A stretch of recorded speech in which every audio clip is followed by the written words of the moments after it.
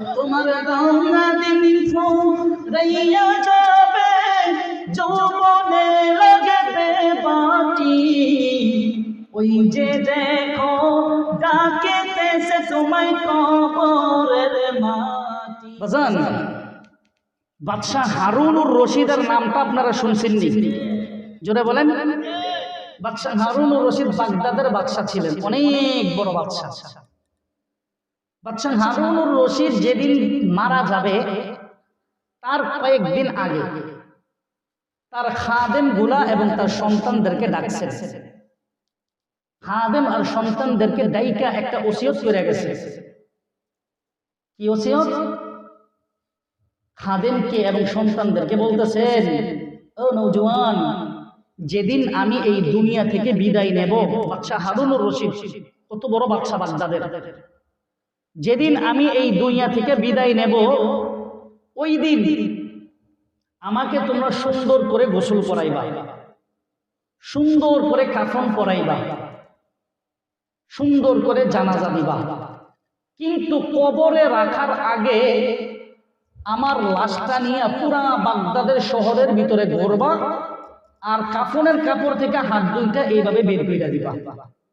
বুঝেন? বুঝেন? পুরা বাগদাদ শহরের মধ্যে আমার লাশটা নিয়ে ঘুরবা আর কাফনের কাপড় থেকে আমার হাত দুইটা এইভাবে বের করে দিবা। কিছুদিন পরে আল্লাহর ফায়সালা, বাদশাহ হারুনুর রশিদ মারা গেছে। বাদশাহ হারুনুর রশিদ মারা যাওয়ার পর সে যে ওসিয়ত করে গেছে, ওসিয়ত অনুযায়ী সন্তান এবং খাদেমরা সুন্দর করে গোসল করাইছে। গোসল করাইয়া কাফনের কাপড় পরাইয়া বাস হাত দুইটা কাফন থেকে বের করে পুরা বাগদাদের মধ্যে ঘুরাইছে। আল্লাহু আকবার। মুসলমান বাবাজিরা আমার, দিনের কানটা লাগা শোনেন গো বাজান, বাদশাহ হারুনুর রশিদ সন্তানদেরকে যেই কথা বলছেন, মারা যাওয়ার পর সেই ওসিয়ত পুরা করছে। কাফনের কাপড় থেকে হাত দুইটা বের করে পুরো শহরের ভিতরে ঘুরাইছে। কয়েকদিন পরে তার সন্তানের সাথে বাদশাহ হারুনুর রশিদের স্বপ্নে যুগে মোলাকাত। সন্তান ডেকে রেখে ডাক দিয়ে বলেন, বাজান, কেন আপনি আমাদেরকে মারা যাওয়ার পর কাফন থেকে হাত দুইটা বের কইরা কেন পুরা বাগদাদের শহরের মধ্যে ঘুরাইতে বলছেন? কারণটা কি? বাদশাহ হারুনুর রশিদ কই, ওরে আমার বাজান, ও আমার কলিজার পুত্র সন্তান, আল্লাহ পাক রব্বুল আলামিন আমাকে বাগদাদের মধ্যে এমন পাওয়ার দিয়েছিলেন, আল্লাহ পাক রব্বুল আলামিন আমাকে এত সম্পদ দিয়েছিলেন যে সম্পদ বাগদাদের দ্বিতীয় আর কারো ছিল না। এই বাগদাদের মধ্যে আমার চাইতে পাওয়ারওয়ালা মানুষ কেউ ছিল না, আমার চাইতে সম্পদওয়ালা মানুষ বাগদাদের মধ্যে কেউ ছিল না।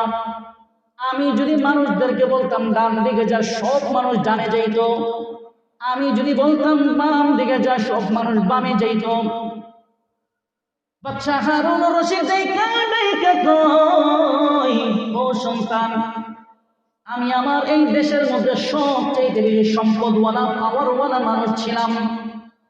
আমি এই বাগদাদের মানুষ গুনাহকে একটা সবক দিয়ে গেলাম। ও বাগদাদের মানুষ, তাকাই দেখো, এত সম্পদ থাকার পরও, এত পাওয়ার থাকার পরও আমি বাদশাহ হারুনুর রশিদ যখন কবরের জিন্দেগির দিকে চাই, তো আমার দিকে তাকাই দেখো, হাত দুইটা দেখো, আমি বাদশাহ হারুনুর রশিদ কিচ্ছু নিয়ে যাই নাই, একদম খালি আর শূন্য হাতে, সমস্ত সম্পদ দুনিয়ায় রেখা খালি হাতে কবরের দিকে রওনা করছি। আওয়াজ দিয়ে বলেন আল্লাহু আকবার। তোমার গঙ্গা দিন ফুরাইয়া যাবে, যৌবনে লাগবে মাটি। ওই যে দেখো ডাকিতেছে তোমায় কবরের মাটি। ঠিক না? বাদশাহ হারুনুর রশিদ জিকির রেখে বলেন, এই সন্তান, পুরা বাগদাদের মানুষগুলাকে আমি একটা শিক্ষা দিয়ে গেলাম। বাগদাদের মানুষ, ভালো করে শোনো, এত পাওয়ার থাকার পরও আমি বাদশা হারুনুর রশিদ একদম শূন্য আর খালি হাতে কবরের দিকে গেলাম, একদম শূন্য গেলাম। এই জন্য বাজান বলতেছিলাম, মানুষের সাথে কয় জিনিস কবরে যায়, আওয়াজ দিয়ে বলেন বাজান। 1 নম্বর বলছিলাম, জোরে বলেন, 1 নম্বর ঈমান, 2 নম্বর নেক আমল।